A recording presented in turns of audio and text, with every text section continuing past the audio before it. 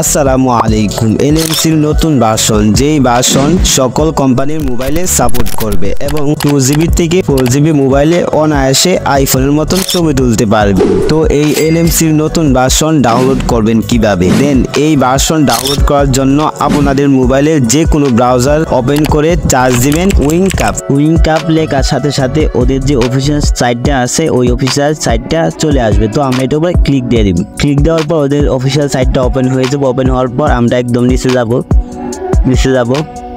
যাওয়ার পর এই যে এই টিকটক উপরে আমরা ক্লিক দিব। দেন আমরা অতপর আবার একদম নিচে যাব। ডাউনলোড করার জন্য একদম নিচে যাওয়া লাগবে।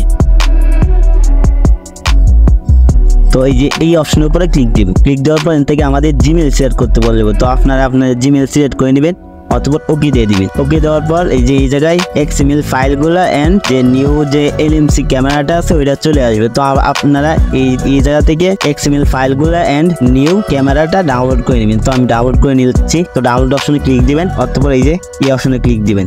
তো আমরা এই যে ডাউনলোড এই অপশনে ক্লিক দিবেন। বাস এইভাবে আপনারা ডাউনলোড করে নেবেন। দেন আমি এলএমসি অ্যাপসটা ডাউনলোড দিছি। এখন আমার এই যে এলএমসি যে XML ফাইলগুলো আছে ওইগুলো ডাউনলোড দেওয়া লাগবে। এই জন্য আমরা এটার উপরে ক্লিক দিব। ক্লিক দেওয়ার পর এর বাম সাইডে ডাউনলোডে একটি লোগো আছে, ওইটার উপরে ক্লিক দিয়ে দিবেন।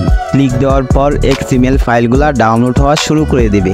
এলএমসি অ্যাপটা ডাউনলোড হওয়ার পর মোবাইলে আমাদের ইনস্টল করে নেবেন। এই জন্য গুগল ক্রোম ব্রাউজারে যাবেন, ক্লিক দিবেন, অথবা ডাউনলোড অপশনে ক্লিক দিবেন। ক্লিক দেওয়ার পর আপনার যে অ্যাপসটা এটার উপরে ক্লিক দিয়ে দিন। ক্লিক দিলে এই জায়গায় ইনস্টল হওয়া শুরু করে দিবেন। দেন অ্যাপটা ইনস্টল হওয়ার পর অ্যাপটা ওপেন করে নেবেন। ওপেন হওয়ার পর সবগুলা পারমিশনগুলা অ্যালাউ করে দিবেন। সব পারমিশন অ্যালাউ করে দিবেন। দেন এই জায়গায় ডোন দিয়ে দিবেন।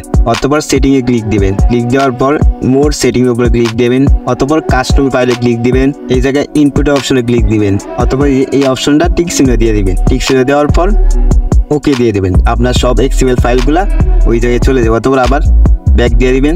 দেন ব্যাক দেওয়ার পর উপরে কর্নারে ক্লিক দিবেন। ক্লিক দেওয়ার পর আপনার যে XML ফাইলগুলা ডাউনলোড দিছিলেন এই সবগুলা চলে আসবে।